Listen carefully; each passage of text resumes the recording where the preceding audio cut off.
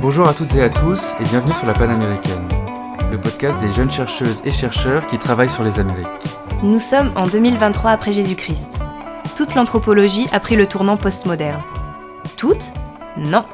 Certains irréductibles anthropologues résistent encore et toujours. Les mythes ont-ils encore quelque chose à nous apprendre ?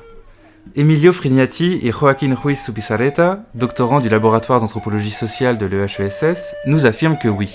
Joaquín travaille sous la direction d'Alexandre Surales et sa thèse s'intitule « La porte entrebâillée, une ethnographie de la persévérance Mbea-Guarani au Paraguay ».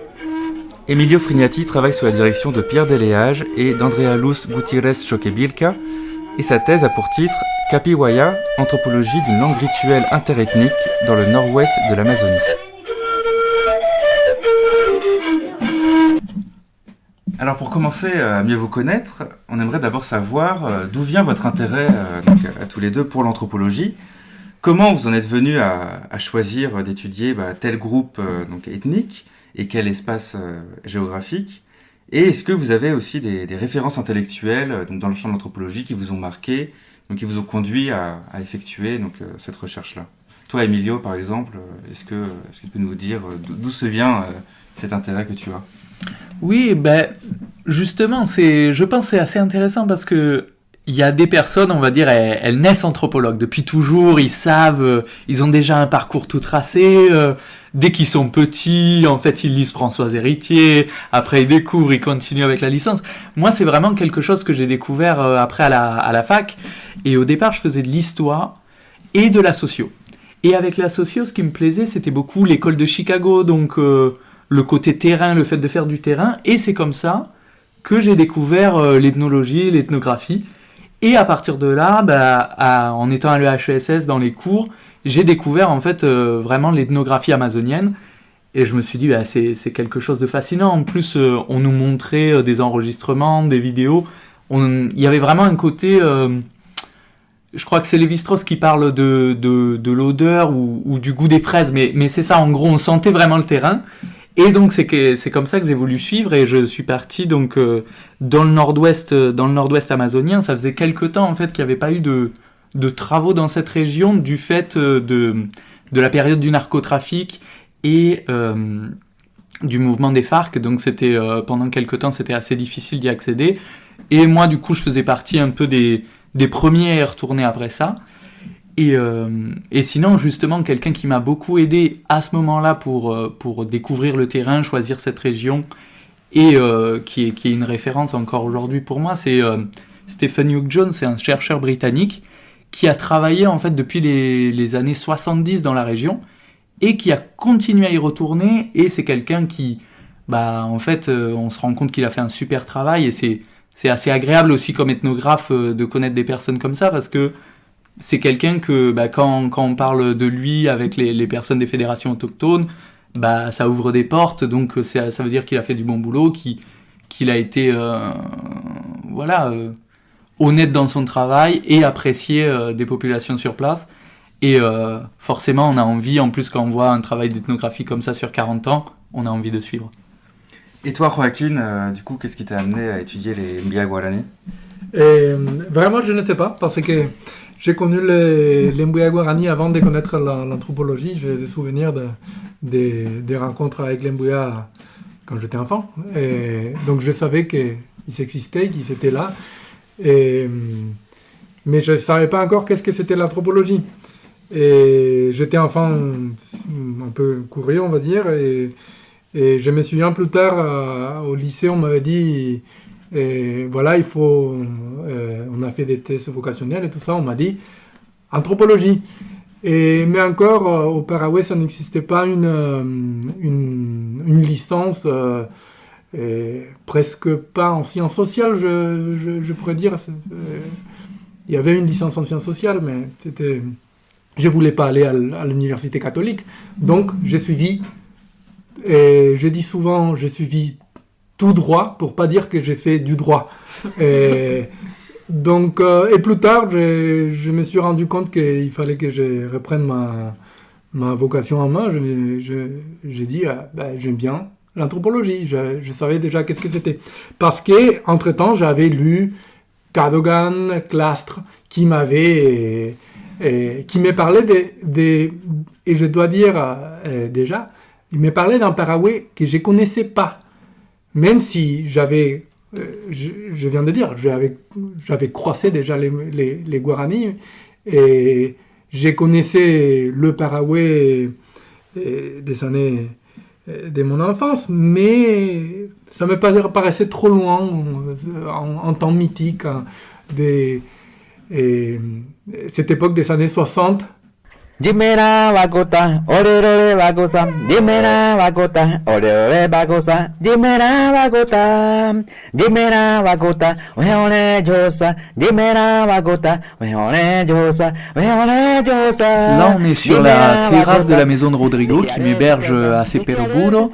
Et en fait, pendant que sa fille est en train de pleurer, il se met, à ma demande, de me chanter une chanson d'amour qu'il a appris de son frère qui l'utilisait pour courtiser les filles dans la région. Et en fait, c'est assez amusant parce que c'est vraiment la chanson de l'amoureux amazonien qui promet d'être un bon pêcheur. Il dit si tu viens avec moi, tu n'auras que des grands poissons, tu jetteras les petits, et surtout à la fin, tu ne voyageras qu'en avion. Et au risque d'avoir l'air un peu provocatrice, qu'est-ce qu'on peut encore dire d'intéressant sur les mythes en 2023 ? Forcément, c'est une bonne question parce que ça a été un sujet tellement traité. On pense justement, nous, voilà, à notre ancêtre apical Claude Lévi-Strauss et à l'anthropologie structurale. Et les mythes, c'était vraiment le fond de commerce, quoi. On a toutes les tomes des mythologiques, donc des centaines de pages. Et après, effectivement, un désabandon total du sujet. Après, justement, pour un petit peu ce côté, travailler sur les mythes, ça veut dire faire du structuralisme classique, chercher les invariants de l'esprit. Et en fait, on a vu qu'après, il y a eu plusieurs manières un petit peu de développer le sujet. Et il y a eu par exemple tous les travaux un petit peu linguistiques qui ont essayé de...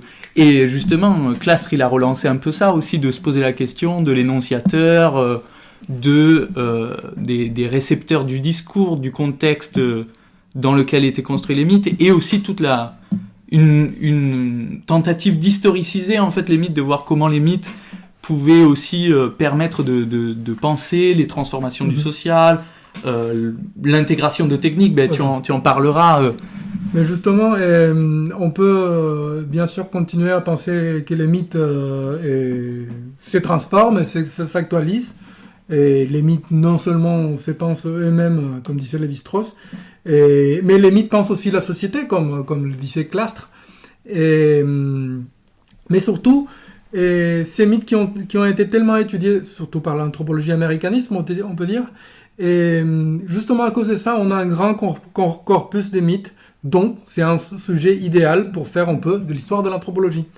Et justement, si je travaille sur des mythes sur cette époque des anthropologues des années 60, que je disais avoir connu plus tard que les Guaranis même, et c'est parce qu'à cette époque, on a recueilli beaucoup de mythes, on a publié beaucoup, et donc on peut analyser tous ces textes comme des on peut faire une analyse de ces textes, et il y a même les enregistrements. Donc, on peut en faisant un petit mélange entre histoire de l'anthropologie et anthropologie linguistique, on peut analyser ces transcriptions, c'est-à-dire la mise en écrit de ces discours oraux, et les traductions de ces textes. Et moi, comment je suis arrivé là?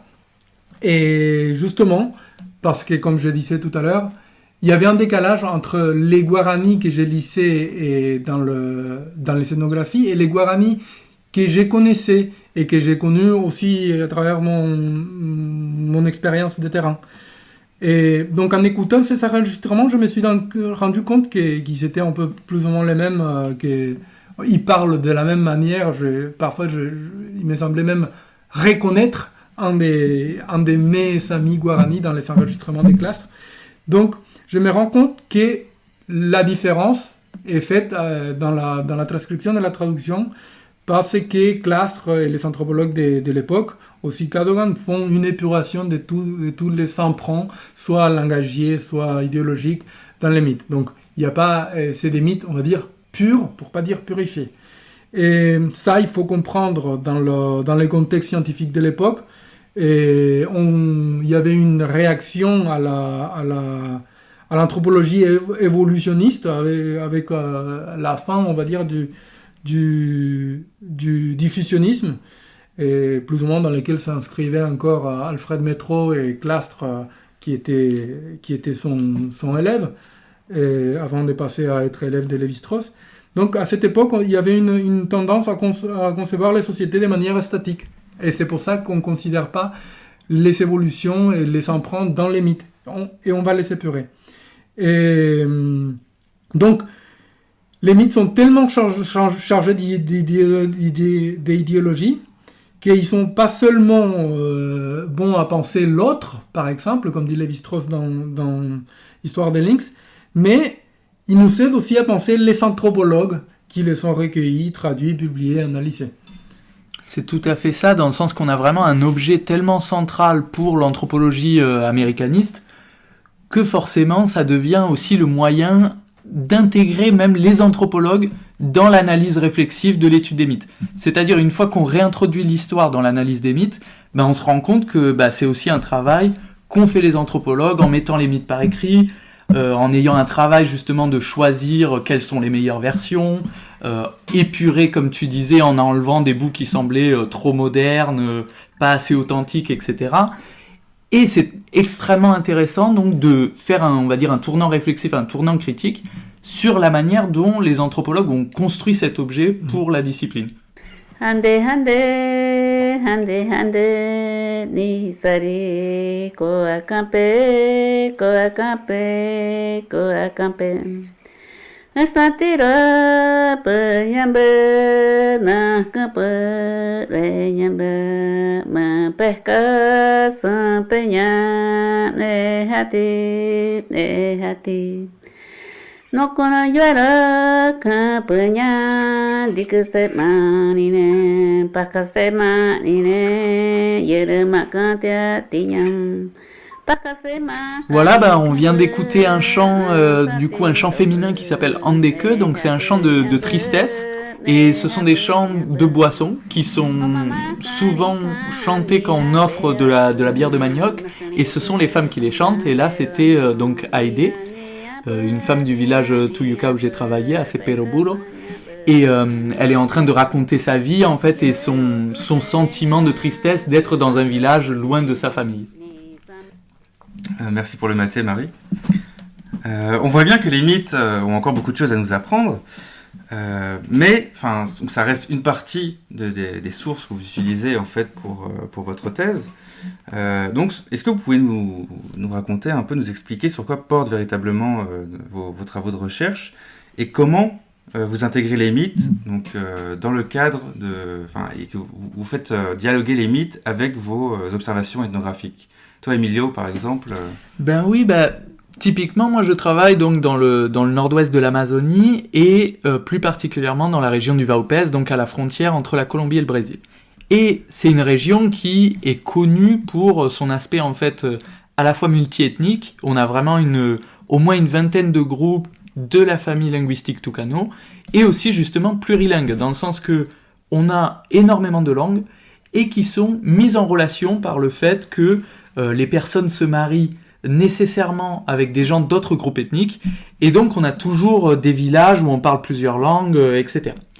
Et à partir de là, moi, ce qui m'intéressait, c'est cette catégorie de chants rituels qui s'appelle les capiwaya, et qui, justement, est considérée une langue des ancêtres, qui, en fait, rassemble des mots de toutes ces langues régionales, dans un ensemble qui est considéré plus ou moins incompréhensible, à part certains mots qui, justement, en fait, renvoient à des mythes, j'y reviendrai, et en fait, c'est donc des chants qui permettent à la fois d'élaborer un dialogue avec des non-humains, mais aussi de consolider les relations interethniques. Et c'est vraiment ça que j'essaye de développer dans ma thèse, Et justement, j'aborde les mythes de deux manières. La première, du fait que ces chants renvoient à des éléments du mythe de manière très allusive. Forcément, le travail sur les mythes, disons un travail vraiment plus classique, de comprendre le contenu des mythes et, comme le disait Joachim tout à l'heure, de comment les mythes en fait aident à penser la société. Donc il y a cette partie-là. Et d'un autre côté, revenir sur un objet historique, en fait, qui est une version publiée d'un mythe qui est le mythe de Yurupari, qui est extrêmement diffusé dans la région même aujourd'hui. Et il y a une version qui a été publiée au 19e et qui est vraiment un objet un petit peu à la fois incompréhensible et inclassable, que Lévi-Strauss écarte dans les mythologiques, puisqu'il pense que ça fait référence en fait à une tradition savante par rapport aux mythes plus populaires qu'il entend étudier, c'est les mots qu'il emploie. Et justement, pour moi, il y avait cet intérêt pour comprendre un petit peu l'histoire de cet objet inclassable. Donc c'était la deuxième manière d'aborder les mythes, un petit peu justement pour ouvrir la voie au travail ethnographique. Et toi, Joaquin, comment ça se passe sur ton terrain en Guarani ? Moi, pareil, un peu, je dois dire, j'aborde les mythes pas que d'une seule manière. Et, d'abord, ma thèse, elle porte sur la relation à l'autre. Et chez les Mbuya Guarani, c'est le sujet duquel ils m'ont le plus parlé sur le terrain. C'est pour ça que j'ai choisi ces sujets. C'est le fil d'or que je peux trouver dans toute mon ethnographie. Et donc je me demande sur quelles sont les catégories avec lesquelles les Mbuya Guarani construisent et pensent une frontière avec l'autre, les non-autochtones surtout, et avec quelle stratégie ils contrôlent, on va dire, cette frontière.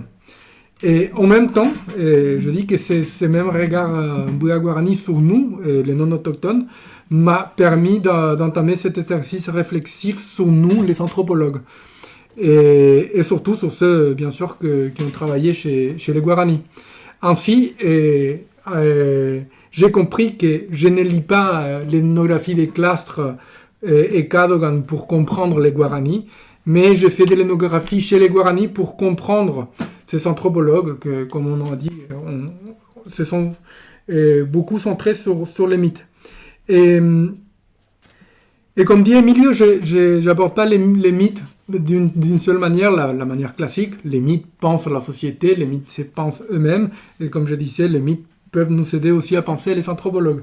Mais il y a une autre chose que les anthropologues ont fait avec les mythes. Non seulement ils ont épuré les contenus des mythes, c'est-à-dire ils ont effacé les hispanismes, ils ont effacé les références au christianisme et dans leur transcription et traduction des mythes, mais aussi ils ont décidé qu'est-ce que c'était un mythe et qu'est-ce que c'était pas un mythe. Donc il faut repenser, un peu comme le fait aussi Emilio, repenser d'où vient le mythe, quelle est la frontière de mythe, si c'est une mythe, une légende, un conte. Par exemple, justement, Clastres, pour dire que les Guaranis se sont repliés sur eux-mêmes, qui veulent rien savoir de leurs voisins, et vous voyez que là c'est mon sujet, parce que comment... Je parle de comment les Guarani pensent les autres. Clastres dit que les Guarani se sont repliés sur eux-mêmes et ils n'ont pas beaucoup de mythes à raconter parce qu'ils n'écoutent pas les mythes de leurs voisins. Justement, Clastres dit que les Guarani sont pauvres en mythes mais riches en pensée. Ils maîtrisent plus des pensées à nous opposer, il dit littéralement, mais ils n'ont pas beaucoup de mythes. Clastres dit encore que la mythologie guarani se résume au mythe des jumeaux, l'origine du feu et les déluges. Et parce que c'est pas comme leurs voisins, on va dire, dans toute l'Amérique, qui a une énorme quantité de mythes. Or, sur le terrain, je peux constater que c'est plus ou moins faux parce que les Guarani ont beaucoup d'autres mythes qui nous racontent, sauf qu'ils ont été classés par exemple, comme conte ou légende. Par exemple, Cadogan même, il transcrit un mythe, on va dire, qu'il dit c'est juste un conte parce qu'il y a une influence européenne. Et il s'agit d'une version guarani de Hansel et Gretel ou Les Petits Poucets, mais en version guarani. Et les enfants se perdent en forêt, ils terminent chez une vieille dame cannibale, mais c'est un personnage du mythe des Jumeaux qui va leur dire « Attention, cette dame va vous manger ». Et on utilise les mêmes dialogues, les mêmes phrases, les mêmes mythèmes, comme disait Lévi-Strauss, du mythe des Jumeaux dans une version guarani de Les Petits Poucets. Et donc il faut aussi repenser qu'est-ce que c'est le mythe, quelles sont les frontières, qu'est-ce que c'est un mythe, qu'est-ce que c'est une légende. C'est vrai, ça pose la question des catégories, tout simplement. En fait, justement, qu'est-ce qu'on considère un mythe, qu'est-ce qu'est un conte, qu'est-ce qu'est une fable, qu'est-ce qu'est une légende. Et on se rend compte que ça peut être aussi des stratégies pour écarter certains récits plutôt que d'autres. Il y a aussi une des manières de répondre à cette question, c'est de revenir aux catégories locales. Et par exemple, pour les Tuyuka et l'ensemble Tucano, on parle de Ketti, donc de récits qui en fait évoquent un discours qui est rapporté. Donc c'est pas quelque chose qu'on a pu voir de ses propres yeux, mais qu'on a entendu, donc qui est, on va dire, de l'autorité déléguée d'un discours. Et à l'intérieur de cette catégorie très très large, où on a à la fois ce qu'on pourrait considérer des mythes, mais aussi ce que nous a dit son voisin sur une histoire qui lui est arrivée, on a les Bukuketti, donc les histoires, on va dire, les histoires des ancêtres. Et à partir de là, c'est vraiment un corpus, disons, plus fixe, d'histoires qui sont transmises de génération en génération. Et bien sûr, on a envie de voir un petit peu pourquoi est-ce qu'il faudrait exclure certains récits en considérant qu'ils sont des contes ou des légendes, à quoi est-ce que ça renvoie. Et il y a ce travail aussi pour nous de essayer de comprendre comment les anthropologues qui ont travaillé avant nous ont pu établir ces catégories, dans quel but.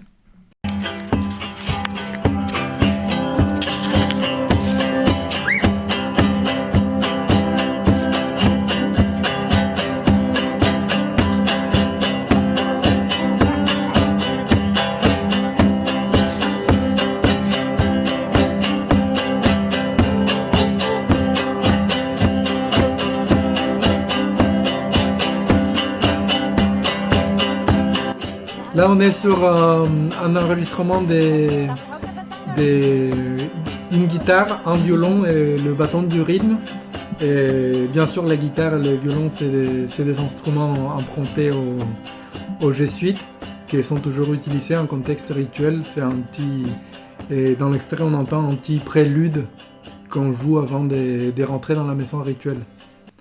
Bon, on comprend bien jusqu'ici qu'il y a tout un enjeu autour de la délimitation du mythe, de la production d'une version canonique des mythes, et qu'il faut absolument se défaire de l'idée qu'il faut se défaire de l'idée qu'il n'y a pas de mythe vrai ou faux. Mais si vous êtes d'accord, j'aimerais bien que vous reveniez sur un cas concret de fabrique du mythe que vous avez rencontré dans vos recherches. Tout à fait. Justement, je commençais un petit peu à parler de ce mythe donc, qui a été recueilli et transcrit au 19e siècle, et sur lequel j'ai beaucoup travaillé, parce que justement, quand on commence en fait à enquêter dans le nord-ouest amazonien, c'est la version transcrite que tout le monde dit, il faut lire ça avant de se rendre sur le terrain, et après, en fait, on ne sait pas trop quoi en faire, parce que justement, ça ne correspond pas beaucoup aux versions qu'on retrouve aujourd'hui, qui continuent d'être racontées assez souvent, mais donc il y a cet objet très particulier. Et en fait, il a été soit considéré comme vraiment un objet pur qui appartient à une tradition savante qui serait disparue avec la colonisation, soit au contraire, en fait, une invention romantique du 19e siècle, notamment du fait de son premier éditeur, donc un Italien qui s'appelle Ermanno Striadelli. Et en fait, moi, ce que je me suis rendu compte, c'est que c'est un petit peu plus complexe que ça. Plus complexe, dans le sens que on a un travail pour construire justement ce que tu disais, une version canonique, un mythe un peu qui serait la version ultime, la version totale, qui est un petit peu le mythe porteur de toute une culture amazonienne. Et c'est quelque chose qui se passe au 19e, donc en plein dans le Manaus colonial, et notamment du fait d'un savant métis, qui est donc d'origine Tariana, un des groupes du Vaupés, et qui en même temps habite près de Manaus, et qui est en contact en fait avec les intellectuels européens et brésiliens, dont Stradel et aussi Barbosa Rodrigues. Et en fait, il va recueillir plein de versions, et se mettre à les compiler les unes avec les autres, pour construire une version définitive qui correspond à la fois à son envie de moderniser pour redonner de la valeur en fait aux traditions autochtones dans un contexte assez violent en fait de colonisation, et en même temps qui correspondent un petit peu à l'idée que s'en font justement les intellectuels européens et brésiliens, comme une tradition vraiment d'un peuple, un petit peu comme ce qui se passe au même moment en Europe, donc de transformation des traditions, orales qui doivent être vraiment porteuses d'une identité nationale. Et donc à partir de là, j'ai pu retracer les manières, en fait, le cheminement de ces différentes versions qui ont été recueillies chez de nombreux narrateurs autochtones et qui ont été compilées en les réécrivant. Et donc à partir de là, on se rend compte en fait comment il y a une mise à l'écrit du mythe, une transformation aussi des destinataires. Donc c'est quelque chose qui est fait pour être lu et plus pour être écouté comme les mythes qu'on entend encore aujourd'hui sur le terrain. Et donc ce travail de analyse des différents acteurs qui participent à construire une version canonique d'un mythe. Et moi, dans mon cas, on fait face aussi à une version canonique produite par Léon Cadogan sur le mythe de la création de la Terre. Et je montre aussi comment Cadogan, à partir de tout ce qu'il a entendu, il a créé une version c'est la version canonique. Il a créé une version qui est satisfaisante pour lui. Et justement, je ne vais pas rentrer dans les détails parce que dans le cas de Cadogan, le problème c'est que j'ai pas des enregistrements et personne n'a des enregistrements parce qu'il n'enregistrait pas. C'est juste tout est parti dans sa mémoire. Donc, ce que fait Cadogan, c'est de choisir les petits morceaux et comment je sais qu'il les a choisis et comment je sais que c'est lui qui les a édité, on va dire, pour pas dire qu'il a inventé, parce que c'est pas des mythes faux, c'est pas des inventions complètes. Cadogan, parfois, il reconnaît quelque part, il écrit beaucoup, et dans son texte, il va dire une chose, dans un autre, il va dire un peu la même chose, mais il va rajouter un détail, et parfois il dit, et par exemple, l'épisode de tel personnage, au début, je l'ai trouvé,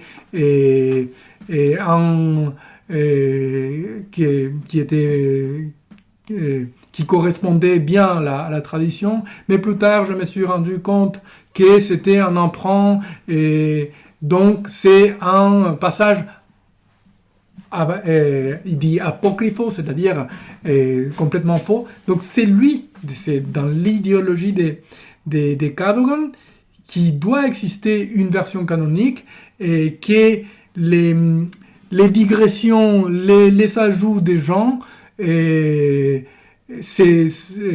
peuvent être ou pas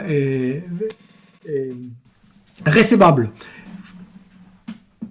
Justement, tout au contraire, c'est Lévi-Strauss qui affirme qu'à proprement parler, il n'existe jamais un texte original.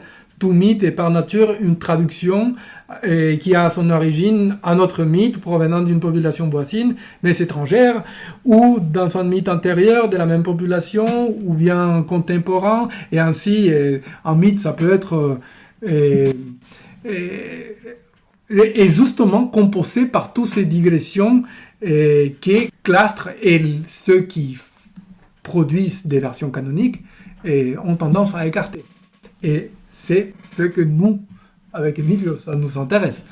Oui, en plus tout à l'heure, tu as mentionné le cas de ce mythe inspiré du conte Hansel et Gretel, qui reflète parfaitement ce qu'a dit Lévi-Strauss. Et est-ce que vous auriez peut-être l'un et l'autre des exemples un peu plus développés autour de de cette imprégnation de l'histoire dans les mythes qui détruirait finalement cette idée qu'il y a une version originale, pure. Bien sûr, justement, on s'en rend compte très bien, disons que c'est assez facile d'étudier cette intégration en fait, d'éléments étrangers, notamment en ce qui concerne, on va dire, les effets assez récents de la colonisation. On a plus de mal justement à tracer les emprunts interethniques qui pourtant sont sans doute très très nombreux. Et par exemple, il y a donc le mythe vraiment central dans la tradition Tucano et Tuyuca, c'est en fait la remontée du fleuve Amazone par un anaconda qui était aussi, c'est un mythe, donc c'était aussi une pirogue dans laquelle voyageaient les ancêtres et qui s'est baladé à différents endroits jusqu'à arriver à l'endroit où se trouvent aujourd'hui les populations Tucano et Tuyuca, et qui permet en fait de raconter l'apparition de toutes les classifications sociales, les distinctions ethniques, les distinctions de genre, etc., etc. Et aujourd'hui, en fait, on retrouve des versions de ce mythe qui, on voit la transformation où, en fait, l'anaconda, il remonte pas seulement l'Amazone, mais il est dit que avant de remonter l'Amazone, il s'est baladé un peu partout dans le monde entier pour en fait placer les populations en Afrique, en Asie, en Europe, et ensuite seulement il est revenu vers l'Amazone. Donc on a quelque chose qui est assez récent et qui en fait essaye d'englober dans l'histoire du mythe en fait le savoir qu'on a aujourd'hui et inclure aussi justement les non-autochtones dans la mythologie.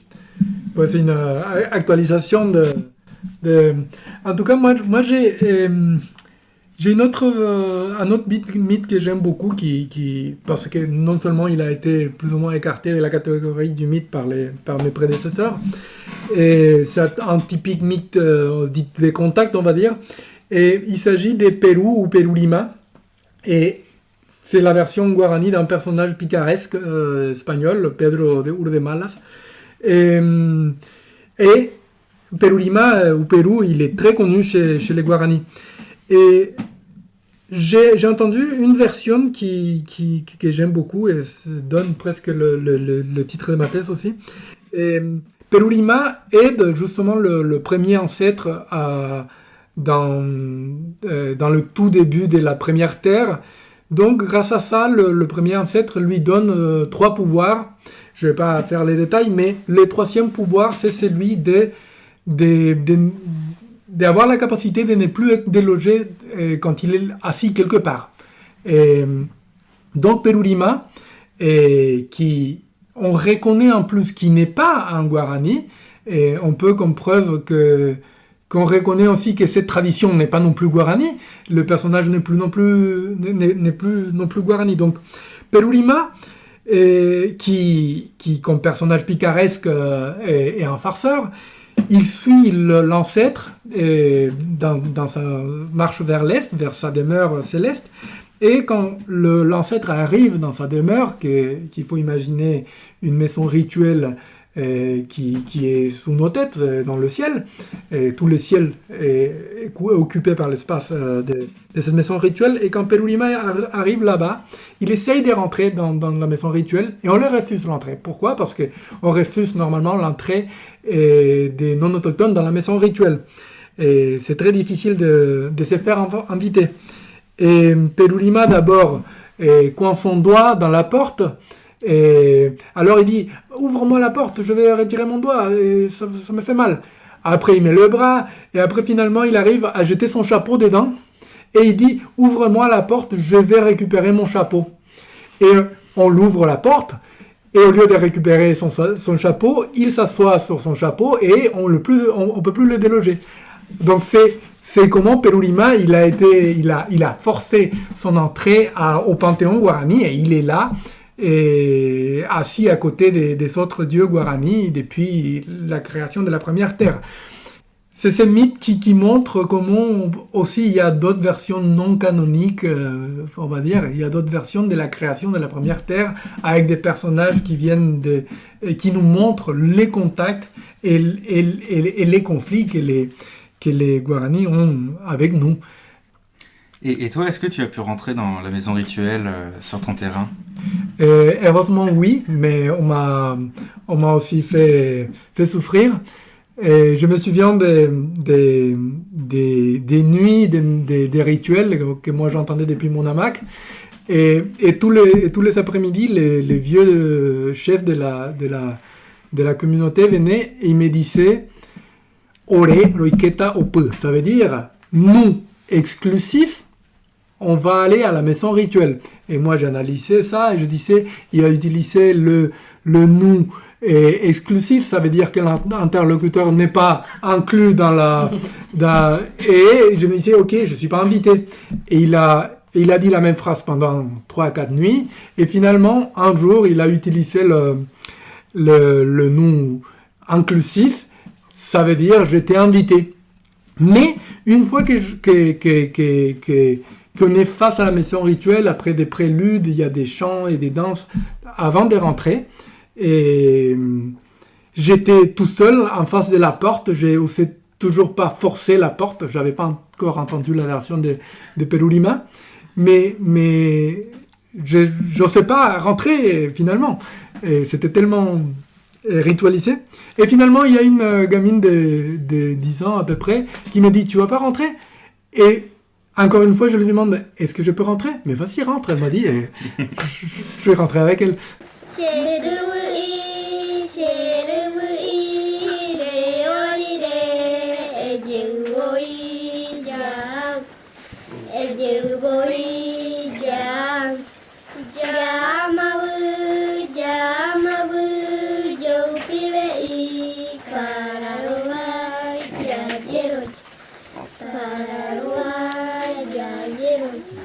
J'aime beaucoup cet extrait, c'est une chorale d'enfants qui, en plus, ils chantent faux, c'est pour ça que j'aime beaucoup.